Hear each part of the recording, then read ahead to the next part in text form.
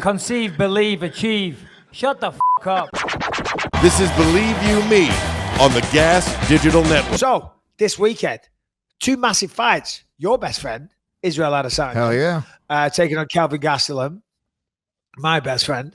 And then Max Holloway versus Dustin Poirier in yet another interim title fight for the lightweight belt. Which fight you want to start with, Lewis? I say let's start the main event. I honestly, to be honest with you, I'm probably more excited about Gastelum versus Adesanya in terms of just the fight. That's a really, really exciting fight. They're both exciting fights, but let's just start with the main event, I guess, because I think that's probably... Yeah, so the first fight, and as I say, I was in Vegas yesterday and we were doing a segment on these 2 fights. And I didn't realize this. Of course, the first fight, Dustin Poirier won via, I think it was an armbar, triangle armbar, something like that, in the first or second round. But Max was doing well on the feet. He was throwing some flying knees. He was kind of getting the better of Dustin. He wasn't dominating Dustin, but he was kind of getting the better of him. So Dustin took him down and got a beautiful submission. But that was Max Holloway's UFC debut. First fight in the UFC. He was like 19 years old, and he took it on like 2 weeks' notice, something like that. So when I hear that, I'm now, of course, both fighters since then. I mean, look at that win streak he's been on. Holloway, look at that. That's crazy. That is look at that. Ortega, Jose Aldo twice, Anthony Pettis, Ricardo Lopez, everyone's a killer. Everybody's a fucking killer. Cub Swanson, Cole Miller. I mean, you go down it from top to bottom. He's beaten everybody. He's just sensational. He really is. And when you combine that with the fact that he took that fight on short notice and he's got so much better. Now, of course, he's going up a weight class. And Dustin Poirier has definitely got better as well. But this is a really good fight. And it's one of those where I go back and forth every day on who I think is going to win. I am leaning towards Max Holloway. I'm a massive fan of Dustin Poirier, though. But I'm a big fan of Maxi Baby. I mean, let's look at his record as well. Go down a bit. Eddie Alvarez, Gagey, Pettis, Alvarez, Jim Miller. Got knocked out against Michael Johnson. And then went on a 4-fight win streak before that. So, well, what's better for the sport, or better for the UFC, just from almost like, just you look at like the chess pieces being set up on the board, Max Holloway winning that fight is the best thing, right? So their golden cash cow, Conor McGregor, is off doing whatever the fuck he's doing. Who knows? Who knows if he'll come back? He will. Who knows if he's going to go to pro wrestling? He won't.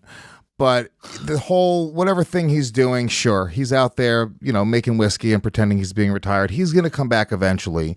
And you want to have Max Holloway win that fight because, yes, Max Holloway lost to Conor, but that was Max Holloway, I believe, his last loss in his career.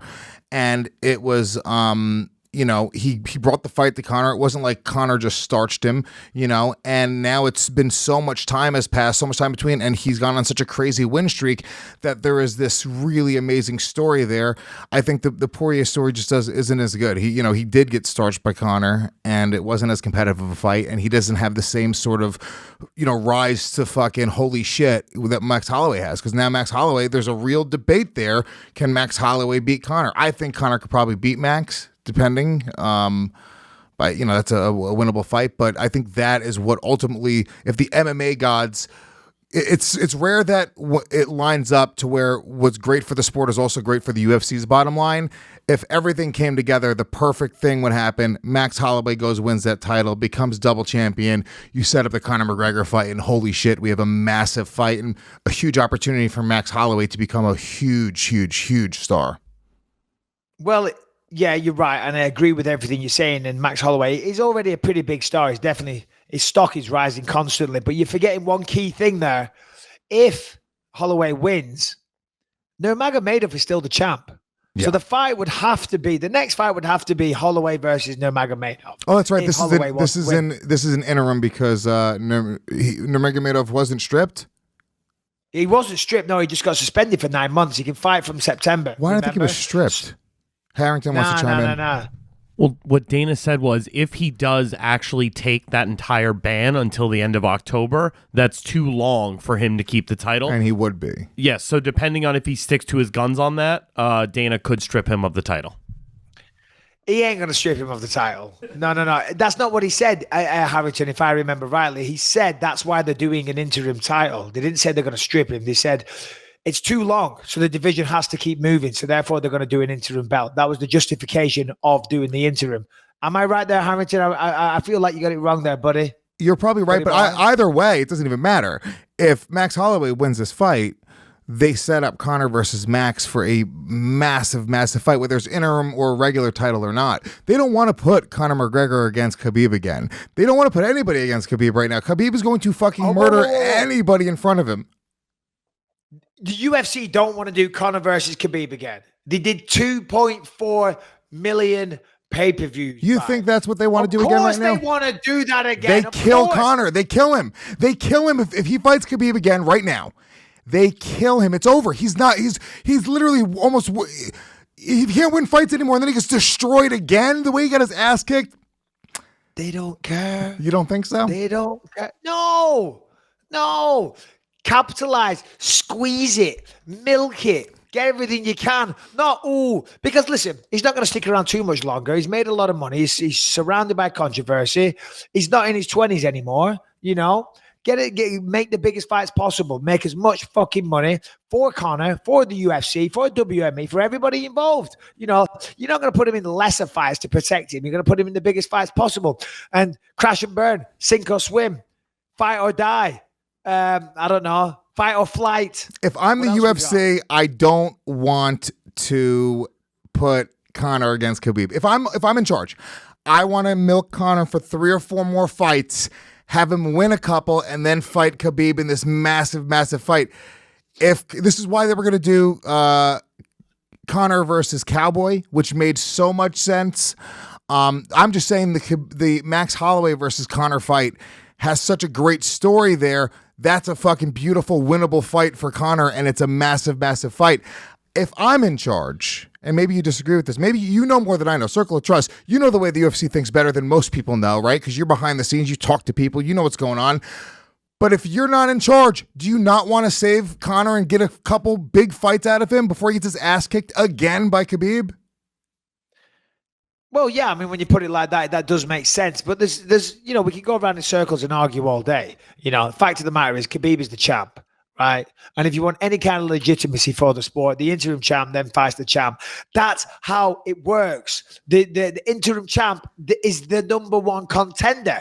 The number one contender doesn't then go around defending the number one contender status whilst Nurmagomedov is running around wrestling bears. Okay, and if that is to happen, it's kind of comical, you know, and it probably will now. And then I have to answer to Dana for talking shit about the decisions. But anyway, we're going off the topic here. Poirier, Max Holloway, baby boy, doggy, big fight. That's UFC now. Stop Michael, talking about us. Yeah, we're watching the podcast right now. You're fired. No, they're just checking on me. Obviously, I had trouble last night. But all right, so who do you think wins the fight? I think Max does. I think Max is a killer. And I think he's just gone on this crazy long win streak. I think he's on another level. And I think Poirier is great. But yeah, I think Max wins this fight. The thing, and I agree with you, I do. But I'm hesitant to say it because I really like Dustin Poirier. And if there's a guy out there that I think deserves it, that has kind of went on a similar journey to mine. You know, he's been around for a long, long time now. He's been fighting the best guys in the division, but he's yet to get his title shot. And we actually spoke about this on that show I did yesterday. Other than me, I think it took me 26 fights in the UFC to get a title shot. His is the next longest. So he's right behind me in terms of the most fights before getting a title shot. And he deserves it. And he's a real fighter. And he's that type of guy. And he's been through adversity in his life. Nothing was ever handed to him. He's a hell of a fighter. He works hard. He's got better. And I like who he is. I like the way he carries himself. I like everything about Dustin Poirier. So I wish him the best. But if we're going to make a prediction, I've probably got Holloway, but the other day I thought Poirier. So it's one of those fights where it's that close. It can go back and forth. For Holloway, the good thing for him is that he's going up a weight class. He's going up to 155. We see it when people go up a weight class, they perform better.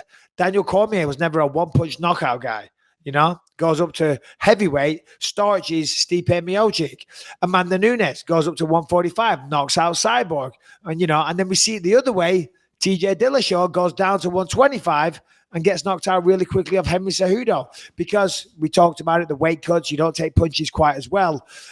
So that is definitely a benefit for Holloway. Of course, Poirier used to fight at 145 as well, but still, I think it's an advantage for Holloway there. So we'll see. I'm really, really looking forward to the fight. But if I was to lean one way, I'd say Poirier. By the time the fight comes, Holloway.